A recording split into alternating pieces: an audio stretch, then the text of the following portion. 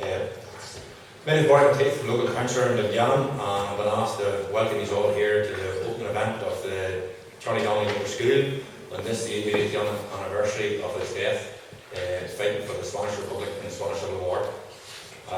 Delighted to invite or welcome you all here, those who are familiar with Dungannon and those who are not familiar with Dungannon. You're all very welcome, and I hope you have an enjoyable next few days.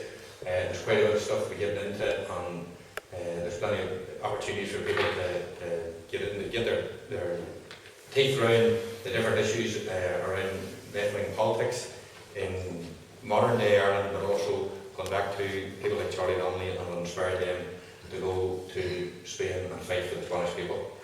You have two speakers here who are well known in Tyrone, Tommy McKierney and Feargal MacBholscaidh, and I'm delighted that the two of them are at the opening event. It's a fantastic two of our great Tyrone speakers, I would say, and two who are just blowing them up, but also told them to not go too hard on these tonight as well. There's instructions there to go easy. But it's great to see them. I've listened to them many times, and I could listen to them many times over. You're in for a treat tonight, and I see at a lot of other events. There's plenty to be getting on with. So without further ado, I'm delighted to be involved in the opening of the Charlie Donnelly Winter School, and I'm now calling Eugene Jordan of the Communist Party of Ireland to do the formal beginning.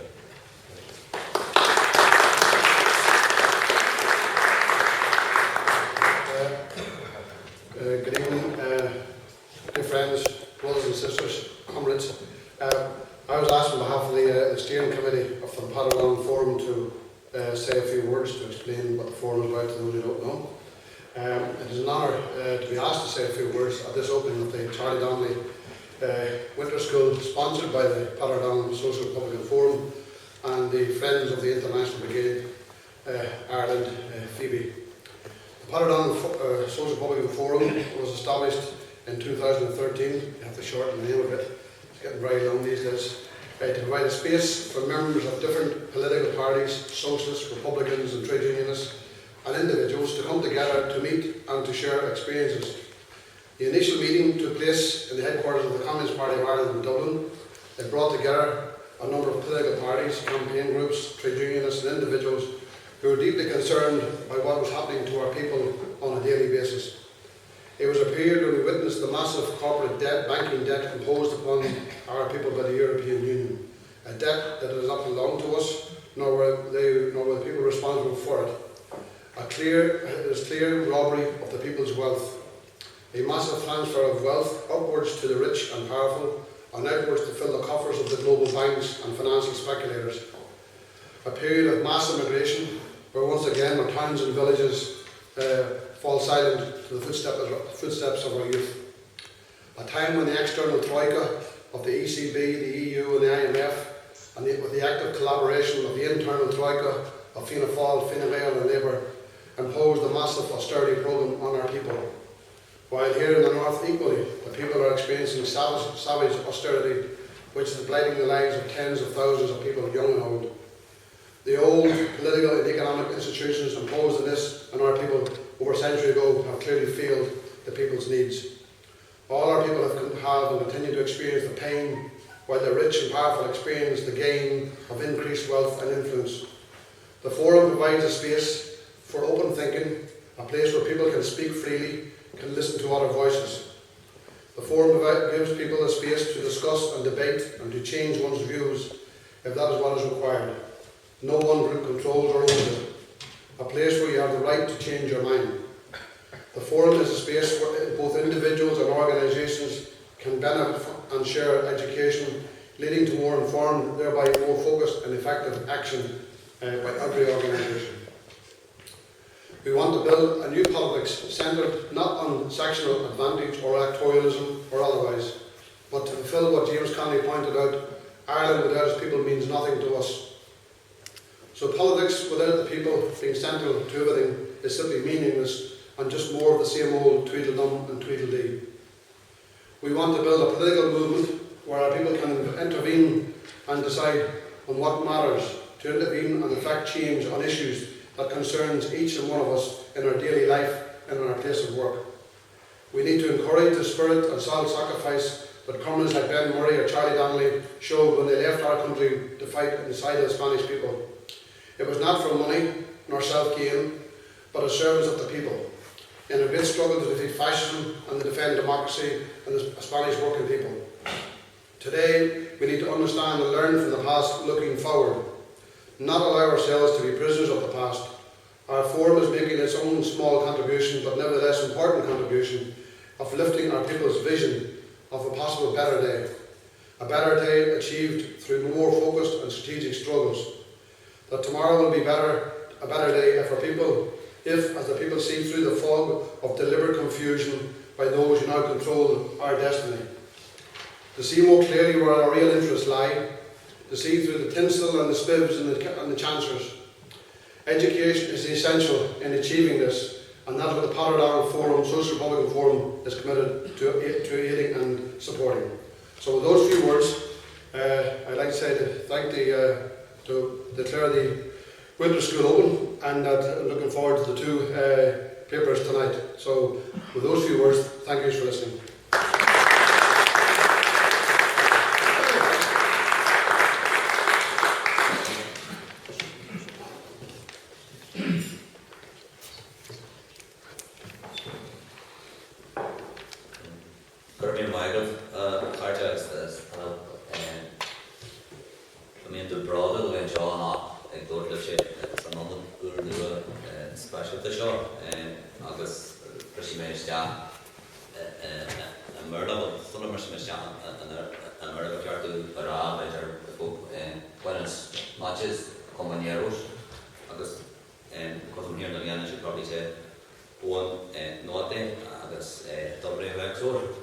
As well. But the thing that I'm going to talk about, and I've been warned to try and reduce the amount of verbal diarrhea before the talk tonight, so I'll cut it down to a bare minimum.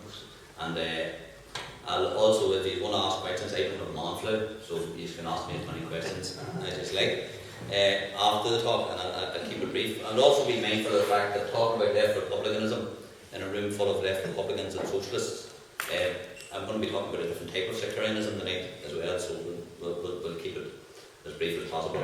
But my talk is going to focus really on left republicanism here in Tyrone, in East Tyrone in particular, and it's going to try and trace very, very quickly, as quickly as possible, the antecedents of left republicanism in Tyrone.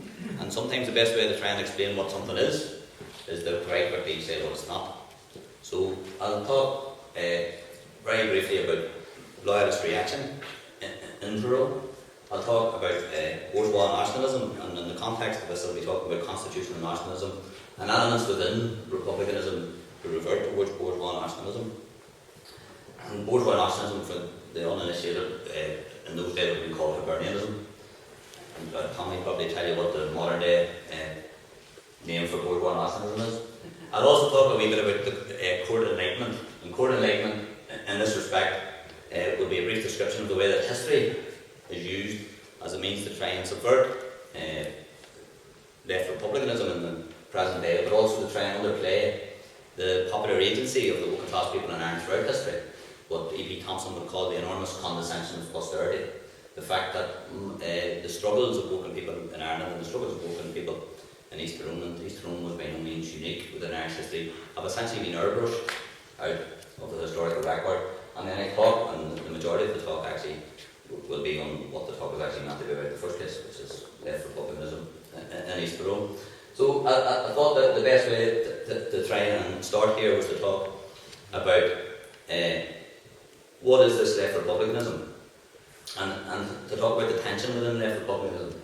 And when he was 90 years old, Charlie Donnelly's comrade in the Republican Congress and the comedy column Public Down said that I think I was never on the winning side in anything in my life.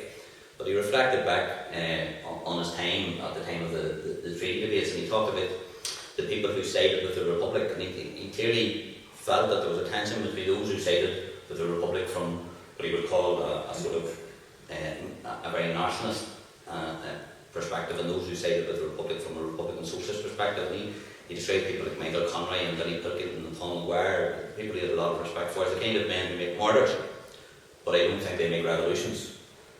And this really is the idea that, I'm talking to you from the perspective, from a Marxist perspective, is the idea that the objective conditions that created Irish republicanism were essentially based in class struggle, and the working class people throughout Irish history have had an allegiance and adherence to Irish republicanism because of their material conditions, but that this manifests itself in different ways. And in some respects, in the introduction to his great book, The Gates Flew Open, O'Donnell painted the other side of this, or talked about this, I think, in a more lucid way. He says, we who took the Republican side in 1822 did not distinguish ourselves in the way we served a great cause, but in the division of the national forces of the time, we were the custodians of the tradition of struggle. Ireland's hope of independence still rests on that large and respectable section of the people, the men of no property. That hope may have to wait for realisation on a great thaw in Belfast that will release the working class population there from their bigotry and their backwardness. And O'Donnell's allusion to Tone's concept of the men of no property really speaks to where republicanism emerges from the Enlightenment and the transmission of the ideas of the Enlightenment in the French Revolution to a colonial context in Ireland. And Irish republicanism has often been portrayed as a very unrealistic perspective, given what people call the idea of the two nations, or you hear an awful lot about orange and green on the TV at the minute. Irish republicanism is firmly based on the acknowledgement of the religious divisions within this country.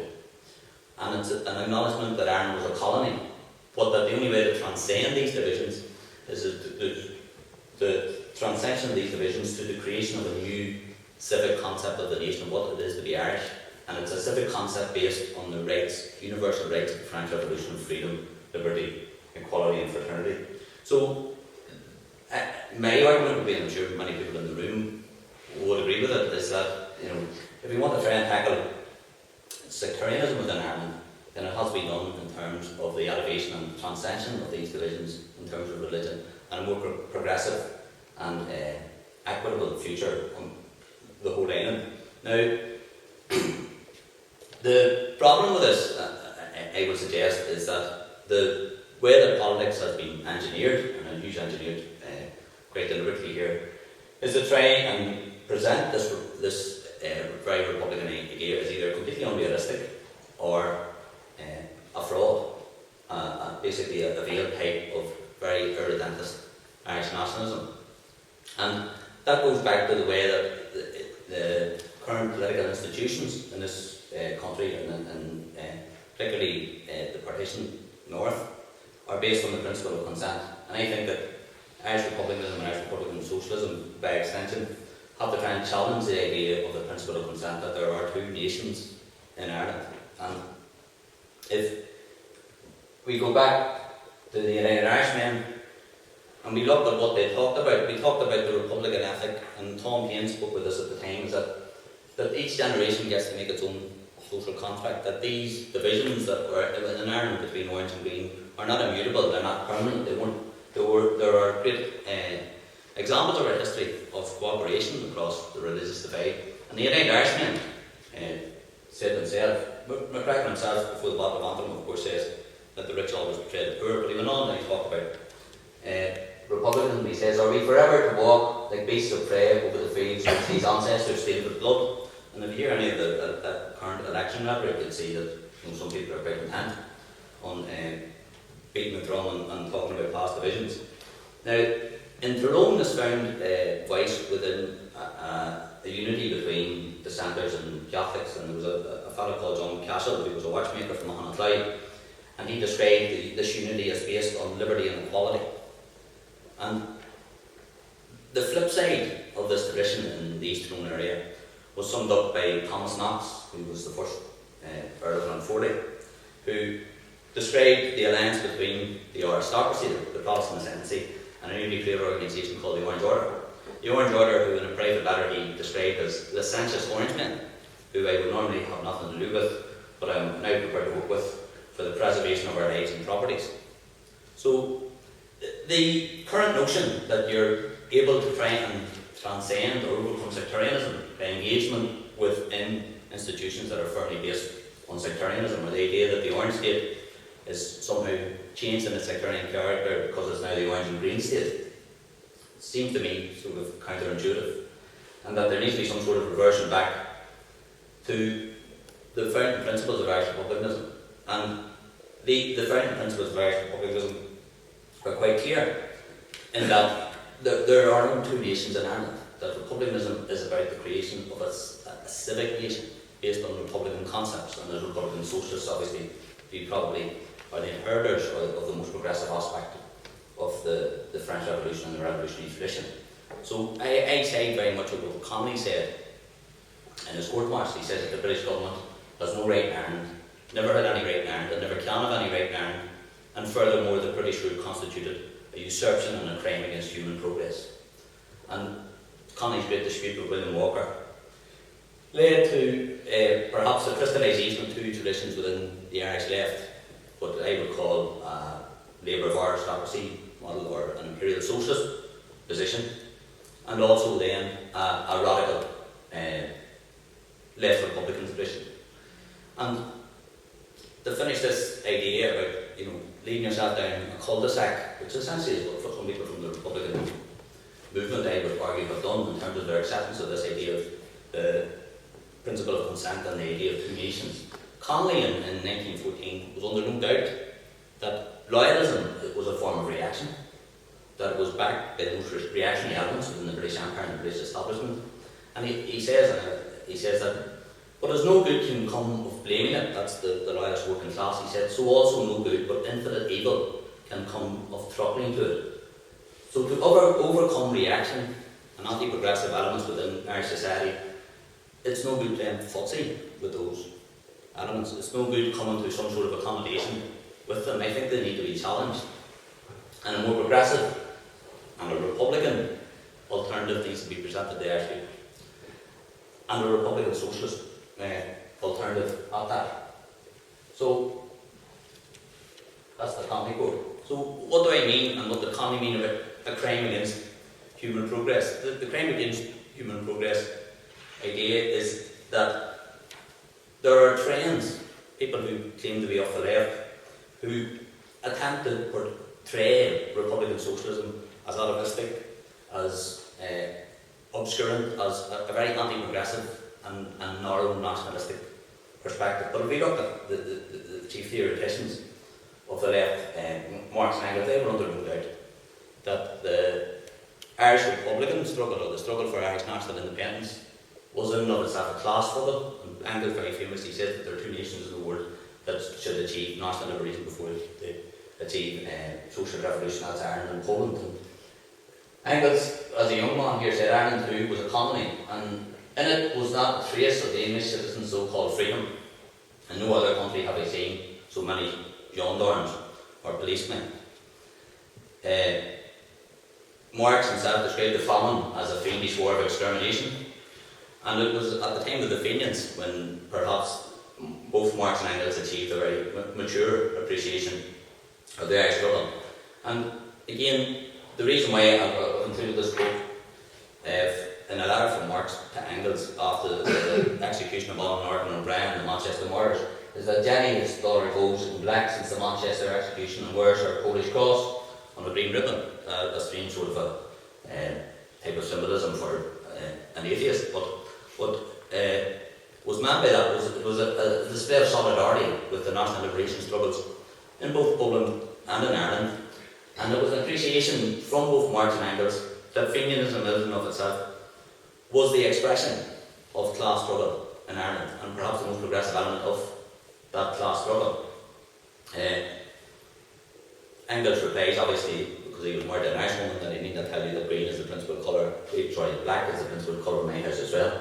But the crux of the situation, and we'll get on to Lennon very quickly, is that Marx, in a very famous letter in April 1970, says, in Ireland the land question has so far been the exclusive form of the social question. It is a question of existence, a question of life or death. For the immense majority of the Irish people, at the same time, it is inseparable from the national question. That the national question is the social question in Ireland. And then this picks up the Lennon's very famous quote after 1916 Rising, that whoever expects a pure social revolution will never live to see it. Such a person pays lip service to revolution without understanding what revolution is. That the manifestation of class struggle in Ireland was, in this respect, the most progressive currents within the revolutionary tradition in Ireland in 1916, that was obviously James Connolly and the Irish Citizen Army. The argument that I'm trying to make here is not some sort of carte blanche for Irish nationalism at all, and again, you don't need to go too far within Marx or Lenin, or in particular the great James Connolly, to clearly show that nationalism in and of itself is not sufficient. That if unionism, loyalism, reaction had their own lumping element, if you want to couple it together, then Irish nationalism had its own lumping element. In the period that I'm going to be, as briefly as possible, talking about, this could be very clearly identified with the ancient order of Hibernians, and with the way in which working class people who are engaging in political activity because of concrete social positions are directed towards the class interests of the Irish middle class. So, in a very early letter on Donnelly in 1843, in which he famously says, Engels famously says, "Give me 200,000 Irishmen and I'll overthrow the British monarchy." He also says that if O'Connor were really the man of the people, if he had sufficient courage and were not himself afraid of the people, i.e. if he were not a double-faced Whig, but an upright, consistent Democrat, then the last thing these soldiers would have left Ireland nonsense. If the people were to be set free even for a moment, then Donnelly O'Connor and his moneyed aristocrats would soon be just as much left high and dry as he wants to leave the Tories high and dry. That is the reason for Daniel's close association with the Catholic clergy. That is why he warns his Irish men against dangerous socialism, and that is why he rejects the support offered by the Chartists, support that the Fenians would subsequently accept. Although for appearance's sake he now and again talks about democracy. And that is why he will never succeed in achieving anything but the political education of the Irish people, which in the long run is to no one more dangerous than to himself. Now this is not some sort of specifically Irish species of national struggle. These tensions and this between the conditions that created the demand for national liberation and the way that it manifested itself in politics were felt particularly in Poland, but again much later. If you read the work of someone like Franz Fanon and the idea about the bourgeois nationalist revolution. And if you want to go back to France in 1789, and the manner in which the bourgeoisie employed the working class and the third estate in order to achieve their class aims. And I found this quote from Rosa Luxemburg talking about the Polish bourgeois nationalists, and they thought, you know, it could be Rosa O'Donnell as opposed to Rosa Luxemburg. He said, these leaders of the people want the people only to think of their language and their Catholic religion, but not about their empty stomachs. And she goes on about the manner in which the nationalist bourgeoisie in East Prussia object to the Germanization, but essentially do nothing to alleviate or improve the conditions of ordinary Polish workers. So, this is what I wanted to very briefly try and nail down was that perhaps the best way to understand left republicanism is in having an appreciation of what it's not within this local context, within the national context. It's clearly not aligned to reactionary loyalism, and it's also in opposition, but also in some sort of tension with and cooperation with a form of bourgeois nationalism. And, you know, you could say that we come again to a dialectical crossroads. I don't like using words like dialectical in lecture too often, but so nationalism in itself has proved sort of antipathetic or against the social revolution. The class struggle and the demands for social change have constituted the engine of nationalism. That it was the objective material conditions of ordinary people that actually drove forward the Irish nationalist liberation struggle. And we have to then try and understand why, you know, there's been cycles of revolution in Ireland and uprising in Ireland that seems to be clearly, in a very mechanical manner, linked to the deprivation and oppression of the Irish people, but that we've been in cycles of revolution and counter-revolution. And Connolly, I think, is the person who hits it right on the head. And it's the idea that the dominant class, despite the fact that the backbone of these movements have been working class people, the dominant class within most of these national movements, not all of them, have come from the Irish middle class. So when Connie, before he made that, this is his last article for the 1916 race, he says, we are out for Ireland, for the Irish. But who are the Irish? Not the rack-ramping, slum-owning landlord, not the sweating, profit-breaking capitalist, not the sleek and rowdy lawyer, not the prostitute pressman. And, you'd think he wrote it last week. The heirs of the enemy put the Irish working class. The only sure foundation upon which a free nation can be built. So, my big argument would be that there's a danger of trying to oversimplify this. And the danger is that you throw the baby out with the bathwater. That Irish republicanism in and of itself has never really delivered the goods in terms of social justice and the proper form of the social revolution. Therefore, people may think there's something defective and wrong with Irish republicanism. My argument would be that there would have been no progress made in Irish history without these Irish Republican uprisings. And in fact, that no future progress, because of the historical conditions of this country, can be properly made, I believe, without the synthesis between what would be the demand for a social revolution by the working class in this country as a hegemonic class, tied to the ideology of Irish history, of Irish republicanism. That there has to be a synthesis between them. Or what Gramsci would have said was that the Irish people need to replace the common sense of constitutional nationalism or bourgeois nationalism with the good sense of socialist republicanism. Now, unfortunately, I don't have the time or the capacity to try and say how we're going to do that. But Gramsci's theory of hegemony, I think, offers perhaps the best way to try and describe and understand this tension. And he says that there has to be a more complex synthesis of class objectives with themes that have arisen.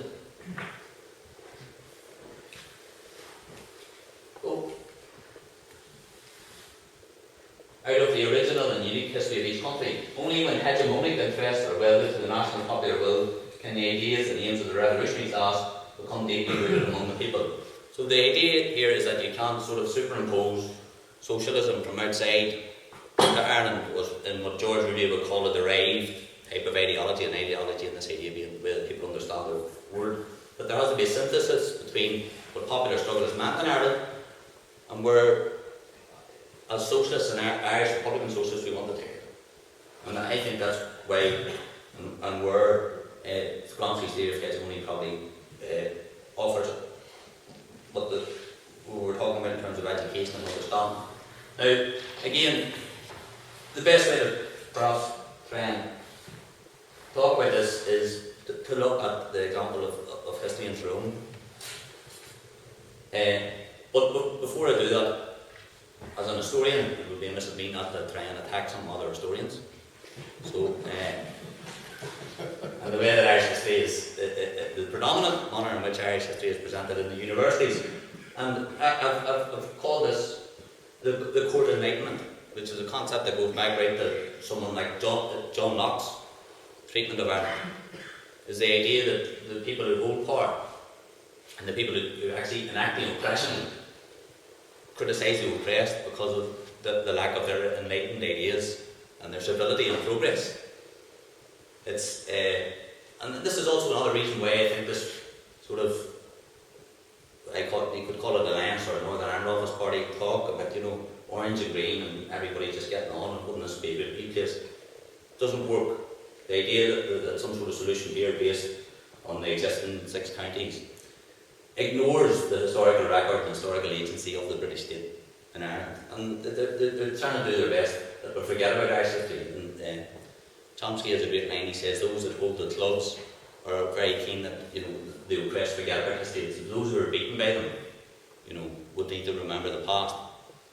And what essentially is happening is that Irish republicanism and Irish republican socialism, there's been a concerted campaign and attack on it, particularly on popular Irish republicanism and the agency of working people in Irish history. So one of the high priests, if I could use that word, of the Court Enlightenment is someone like Roy Foster, who, from what he would describe as a very progressive and liberal perspective, essentially tries to undermine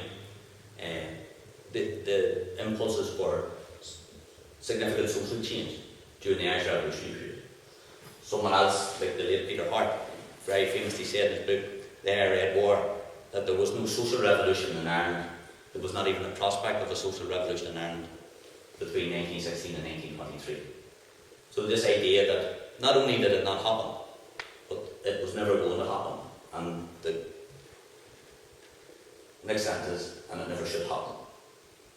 So what does someone like Foster say? Foster says, traditional approaches to understanding revolutionary change in terms of class or ideology seem inadequate today, because he obviously doesn't agree with them.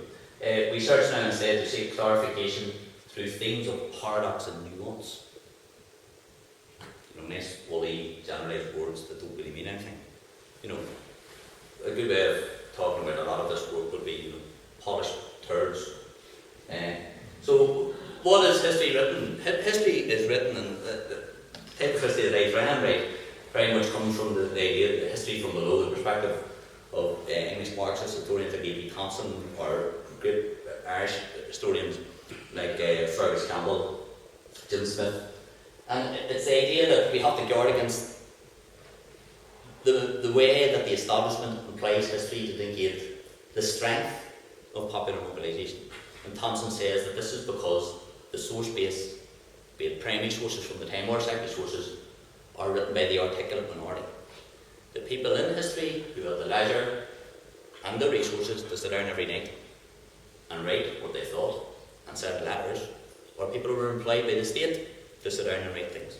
And the people who are actually engaged in class struggle and engaged in radical politics tended not to have, in earlier periods, the education and the literacy to do this, and secondly, the time to accumulate this level of source base. So how are these left Republicans in Tyrone typically described in the source record? Well, this is a police report describing the IRB in East Tyrone the year before the 1916 rising. It describes them as lacking in character and intelligence and may be ignored with absolute safety. They were all working class, by the way, this is another thing. So, not only is it typical of the class condescension, it's also not a very good prediction given the fact that almost a year later the 1916 rising took place.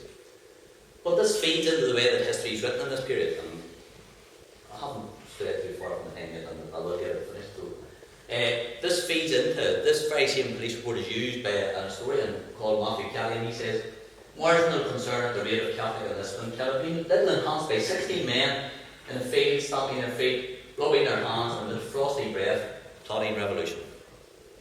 Yeah? So this sort of idea about these people are wasting their time. This engagement in popular revolutionary activity is a waste of time.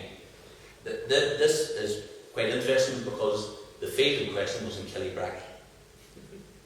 It was the old engine brigade of the IRB and the Irish Volunteers. Now, what is this all about? This is about the idea of undermining the popular revolutionary character of what happened between 1916 and 1923, and also transmitting the idea that it wasn't progressive, it was anti-progressive, and it's not worth doing anything that way. So if you look at the way that another very famous Irish historian, who's actually from Australia, David Fitzpatrick, the head of Irish history at Trinity College Dublin, described ordinary people in Clare reacting to the British state clampdown after the 1916 rising. He says, by the sporadic exercise of force majeure, by interference in public assemblies, arrests, trials and imprisonments, the castle, the Dublin castle, made heroes out of nobodies and provoked savage indignation among countless families which had previously supported the new movement, if at all, only out of herd instinct. Now there's not many things wrong with that passage that would be here all night, turned into pieces, but look at the language that is used in terms of popular agency. These people are nobodies, and they're all part of a herd. And as soon as I read that, I thought about this fine gentleman, Walt Whitman. And he says, in quite a few years after what was happening in Clare, he said the general population were too stupid and ignorant to be allowed to run their own affairs. The task was to be left to the intelligent minority, who must be protected from the trampling and the roar of the bewildered herd. And this is about the manufacture of consent, and very much what is taught in TC in Trinity College, was taught in Queen's University Belfast, was taught in UCD, transmits itself into the Irish Times, and transmits itself probably in an even more obnoxious form into the independent. And this is what people hear about the revolutionary period. But, and I'm going to actually disagree with Padre Donnelly. I would say that actually the liberties and what progress has been made in Irish history and in international history is because of the agency and the struggle of these people, of ordinary people demanding their rights. And that if we write history, and Conley says this in Labour and Irish history, the right history as it really was what Rankin and these guys wanted. We have to write the history of ordinary people, the people who constitute the 90% of the population, and the people who made their own history. And this is what A.P. Thompson criticises in his classical work, The Making of the English Working Class. He says, "But so great has been the reaction in our time against Whig or Marxist interpretation of history that some scholars have propagated a ridiculous reversal of historical roles. The persecuted are seen as forerunners of oppression, and the oppressors as victims of persecution." There's plenty of that going on in the newspapers at the minute, and people crying in House of Commons and stuff. So, I would argue actually that this is where the real kernel of history is. This is where the real engine of history is. This is what Hardin talks about in terms of popular mobilisation. Popular mobilisation, in what Gramsci would call during an organic crisis or a war of manoeuvre, is the grand gestures of history, the 1916s, the 1917 Bolshevik Revolution. But Marx's own mould is tunnelling all the time. And at every period in history, it's the agency and the struggle of ordinary people that brings about significant change. And then says, we don't have to engage in grand heroic actions to participate in the process of change. Small acts, when multiplied by millions of people, can transform the world. And if you want to try and understand the IRB and Tyrone and left Republicans in Tyrone, I think this is where we need to do it. And I will give you a couple of examples of this. Is that the caricature of the people engaged in Republican politics spheres from the ridiculous to the sinister. They're presented either as fools or as bigots. So you have the picture of the ARB in Tyrone as some sort of, highly aggressive nationalists with guns, just waiting for their chance. All these guys sitting in a pub with beards, polishing guns, waiting for this revolution. When in fact, what the life and the history of this community suggests is these are people who engage in struggle and the demands for a more democratic society across an entire generation. So these are the people who grew up with Tom Clark before he left the area. And the first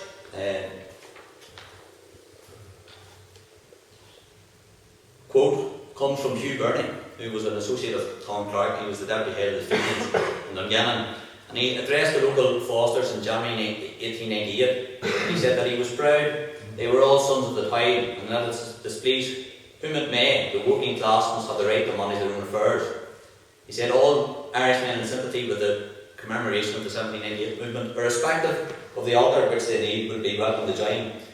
And then he quotes Thomas Davis. He says, Irish born Marn, if you're to be true, we heed not race nor creed nor clan, we've hearts and hands for you. And essentially what the IRB and Dungannon did was they channeled their activity through an organisation called the Irish National Foster. They built the hall down at the corner of Ann Street, and they used this as the hub for an awful lot of progressive politics in this area from the early 1890s right through to the revolutionary period. So a really good and I'd say quick example of this is when 4 years earlier in the Foster's Hall, local Presbyterian and poor Lord Guardian called John D. Crockett told his audience that, and this was a talk about trade unionism and the formation of trade unionism, and the Fenians essentially established nascent trade unionism in this area. He said, let the wage be what it may, human beings ought to give the least possible amount of time compatible with supplying the necessities of life to industrial or manual labour. A poor man's labour is the only capital he has, and he ought to sell it in the market to the highest bidder. He said that the great majority of these who are poor, and some current politicians should probably get a spoonful of this, he said that the great majority of these who are poor and affected with poverty are poor not by their own fault, nor by their own choice, but because of the conditions imposed by society at large. Poverty is not an individual or personal crime, but a social crime. That being so, it is for you to devise some means of regulating your supply of labour through the demand made for it in the beginning. And then he goes on, and I don't have time, but he goes on to attack the Catholic Church, the Presbyterian Church, and the Church of Ireland in the time. And now, I can assure you that there's some former students of the St. Patrick's Way Academy here in the beginning. I was never taught that people were giving socialist speeches in the 1890s. Surprisingly enough. What does this lead to? At least the agency, at least the foundation of the Ulster Labourers Union in the area, and there's here 9 branches, at least the strikes, and at least attempts to engage in local politics. So while the meeting supported the candidates in the Foster's Hall again, selected to represent the working class, John McElvoe, the head of the Fenians in Dungannon, stood for election because of the 1898 Local Government Act. So unfortunately, Brian Heath thinks he's the first independent Republican councillor in Dungannon, but he was beaten to the prize by about 100 years. It says, on a meeting in support of the candidates selected to represent the working class, McElvoe claimed other nationalist candidates were all connected directly or indirectly with House Lords. McElvoe wanted to explode the old theory that it was only men with money, whether they had brains or not, were fit to look after the affairs of the town. No influence high or low could prevent them going to the poll. Hugh Burney again looked forward to the routing of the old rotten aristocracy who never did any good to the town. And McElvoe was actually returned. He was elected as a Labour councillor, and he thanked the 120 voters in the West Ward who recorded their votes for him and for the cause of Labour. The Fenians then set up the Ulster Labourers Union, and they received cross-denominational support. Catholics and Protestants joined them.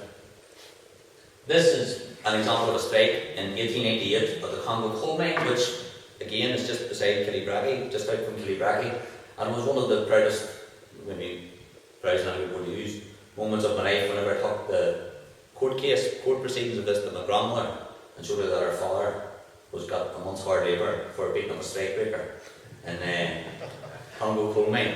And this was members of the Fosters who were also members of the IRB, who worked in the mine. The mine collapsed and killed 3 people.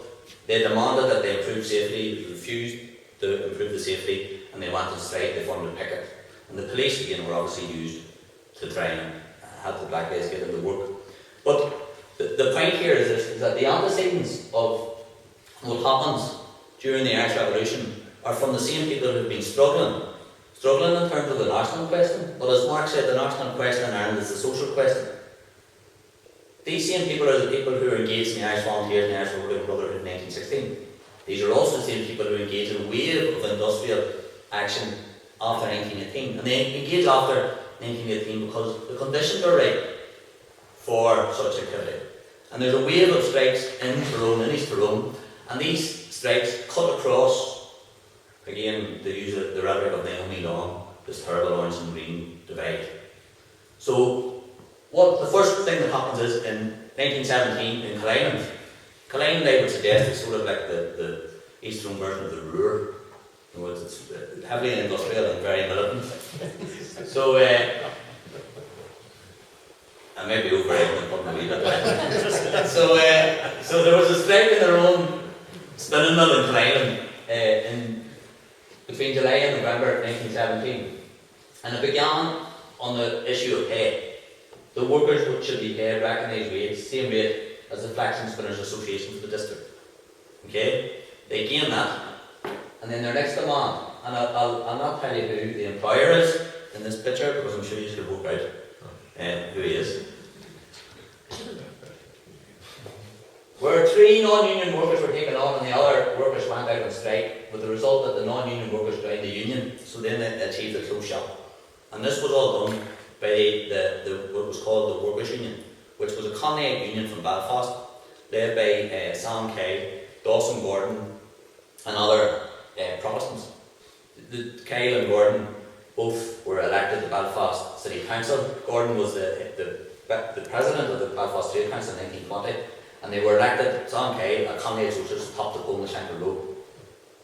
Okay? These people did an awful lot of work here in East Tyrone as well, and Gordon was the main speaker, the main voice behind the mobilisation of mill workers. It began in Killeen most of the people engaged in it were also members of the Irish Volunteers, but it quickly moved to Dungannon, and it moved to Dixon's and Stevenson's mills, and it moved to Adair's mill in Cookstown. And this time it wasn't just Fenians who were involved, and I use Fenians in the political sense, not in the derogatory sectarian sense. It was also Protestant workers, and Dawson Gordon gave a speech in George's Hall, which isn't too far away from here, to Catholic and Protestant workers, using the Dungannon example, a practical example, as a means to try and spread trade unionism. He said that Dungannon workers could fight as well as those in Killeen who had now been fighting for 5 months, and were going to continue fighting until they would get what they were out for, and it was believed from the support they were getting all over the country that they would get their demands. He went on to say, they lived during a period of history of some people when nothing else could be done except to try their strength for the other side, and the strongest side won. As far as Killeen was concerned, the society was the strongest side. Gordon believed that the dispute had done a great deal of good, because the employers and the gang in Cookstown would realise that the society was fairly strong and being able to fight a strong battle and at the end win. And this is in November 1917. And what essentially happens is the workers' union is established in Gang and Cookstown, and that they achieve their demands without going out and strike. This then spreads out into the countryside, and I'm very conscious that I'm rapidly running out of time. But this then spreads out into the countryside. And one of the key areas where it goes, there's another strike in the Ruhr, or in Killeen, and in March 1918, and then there's a strike in Dockmore at the soapworks. So I'm very conscious of the fact that, you know, our Spanish colleagues probably don't know where Dockmore is, but the people from the end, it's very, very famous soap factory in Dockmore called Colleen Soap, and 140 workers were out on strike in Brown's soapworks in Donaghmore, again Catholics and Protestants, and the workers' union picked the factory. In fact, these two fellas, Charlie Donnelly and Robert Stewart, hijacked the company lorry and drive it through their gates. Okay? They parade the town, or the village. Sorry if anybody's from Donaghmore, but it's an ancient village. I get an awful lot of stick in Belfast after being from Dungannon, so it's nice to put to somebody else. And they parade the village with a red flag and up the workers written on it. But the problem is that Brown then employs people on increased wages on a sectarian basis, and he sends the people who are working in the factory out of the Union Jacks. And this is a local manifestation of something that happened particularly violently and vehemently in Belfast, where that reactionary loyalism is employed in order to jettison or to undermine and essentially smash working class solidarity. This reached its apogee in this area in Callan, where the exact same tactics are used by the employer. This time, you can actually see there that 150 people went out on strike in Fulton, Woolman. Fulton was a leading Orange Man unionist, a good friend of Fred Crawford, Tiger Crawford, who organised an armed gunnery and was essentially the link man between the UVF and James Craig. And Crawford's retelling of this strike has nothing to do with reality and what the strike was actually about. Crawford writes in his diary, the Catholics struck to remove Protestant foremen, and the Catholics have come in and filled the Protestant servicemen's jobs. He also says that the Catholic priest, the leader of the Sinn Féiners in the district, organised the strike to persecute Protestants. Okay? In reality, the strike was organised by local members of the Orange Order, who had heard about Potter O'Donnell's Soviet in the Monaghan Asylum, and had invited Potter O'Donnell to Caledon in order to try and get them an improvement in wages and conditions. Okay? And O'Donnell recounted how gradually the Union Jacks gave way and the red flags took their place, and you had 150 workers, most of them Protestants, parading through Caledon village, and again, people who aren't from here will not know how strange this sounds, with a long drum at the front and a red flag at the back of the parade. So, and this is from the Armagh Guardian, who's definitely not a paper that would be sympathetic to Potter O'Donnell. And he says, almost every night the strikers parade through the streets headed by bands following the red flag. Now the Voice of Labour claimed that enthusiasm is at fever pitch with National Union of Railway men cooperating. A citizens' police force was established, and the orange band parades and cheers for the Transport Union. So these are orange men, members of the Irish Transport and General Workers Union. How does Fulton counter this? He locks them out, and then he employs Protestants only on increased wages. But 14 families, Protestant families, refused to go back to work, and they actually emigrated to Lancashire. So, Caledon becomes probably one of the worst villages for sectarianism, and there's several serious sectarian atrocities on both sides in Caledon in 1921-1922. 2 years earlier, the inhabitants of Caledon were marching down the village with a red flag and a Lambeck drum. So you can see how revolution very quickly turned into counter-revolution. And in July 1919, Fulton holds a social in Caledon, and he has a big banner. July 1919, Caledon's double celebration, overthrow of the Hun and Irish Bolshevik. So, now, I've really overstepped my brief here, but this continues, and it continues after partition, and there's a strike in the brickyard in Yennon. Samuel Kelly buys a brickyard, and Dawson Gordon's back, and the strike, and again it's broken on a sectarian basis, and I'm getting wings here, so I may wind her up. I think the best example of the way that this continues is at Honour Gallery in 1924, where Samuel Kelly bought the brickyard and he also bought the coal mine. Right? The brickyard taught him a valuable lesson: don't employ local people in Killeen. I told you about Killeen already, haven't I? Don't employ local people in Killeen, they're trouble. So he went over to England. He said, I'm going to get my miners in England. But he didn't realise that unemployed miners in England were principally unemployed because they'd been kicked out of the mines for being militant trade unionists, and he employed a load of communists from Durham and the west coast of Scotland, and brought them over to Killeen. And he said, so their first proposal was that the management should make a committee of the men each week. This was regarded by the management as purely communistic. Right? The police described the strikers as absolute Bolsheviks in their attitude, and the leader of the strike, a man called Shaw from Durham, was an out-and-out communist. Put it like this: there was no more coal produced in Killeen after 1924.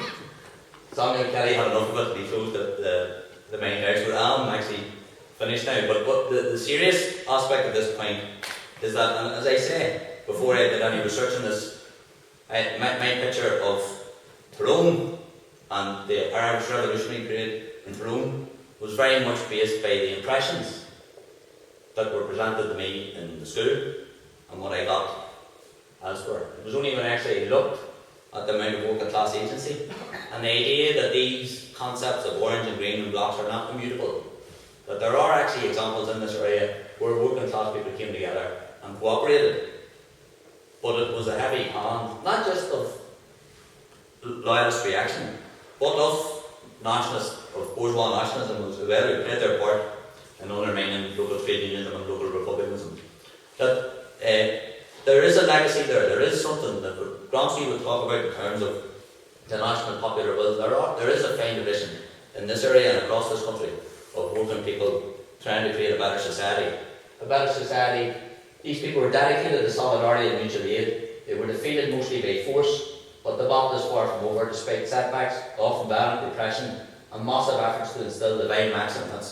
This is Chomsky using Adam Smith's idea about personal self-interest in the public mind, with the resources of educational systems, the huge advertising industry, and other propaganda institutions dedicated to the task. And I let Tommy come in just with probably my favourite quote from Chomsky, and this is just because I've been basically talking about a catalogue of failure all night since I've mentioned Colorado Allen at the start. But the finish is, it says, if you assume that there is no hope, you guarantee there will be no hope. If you assume that there is an instinct for freedom, that there are opportunities to change things, then there's a possibility that you contribute to making a better world. And if we learn anything from our ancestors and our grandparents, great-grandparents and great-great-grandparents, is that they have a life of struggle, and they try to make the society and the country and the world that they lived in a better place, and we wouldn't be properly fulfilling, do justice to their legacy if we didn't try and do likewise.